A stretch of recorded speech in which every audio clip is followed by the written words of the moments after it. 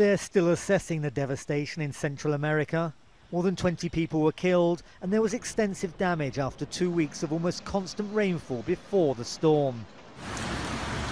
Hurricane Nate then picked up speed through the Gulf of Mexico before making landfall on the southeastern coast of the United States, with winds of more than 150 kilometers an hour. It is critical that everyone who's been told to evacuate or would like to do so, that they do it now. Those in vulnerable areas were moved to evacuation centres, while others, prepared for uncertainty, stocked up with provisions.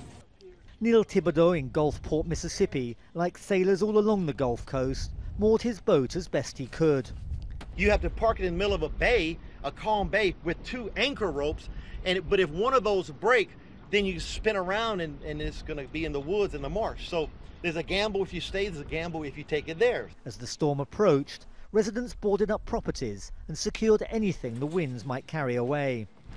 But it's difficult to prepare when you don't know exactly when or where it's going to strike or how ferocious the hurricane is going to be. And when it does finally hit, it's always stronger and far more frightening than anything you might have prepared for. Memories here are still strong of Hurricane Katrina in 2005, which left about 1,800 people dead and caused an estimated $108 billion worth of damage. But authorities say they're better prepared this time. I want to be really clear. We have sufficient pumps, power, and manpower to handle this threat if the rain totals remain as forecast. The people of the US Gulf Coast, with plenty of recent hurricane experience, hope that Nate is listening.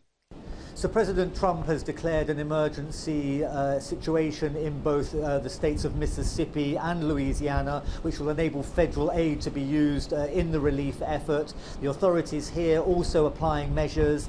Here in New Orleans there'll be a curfew in place throughout the night. There are also other measures in place, people in vulnerable areas being moved to evacuation centres.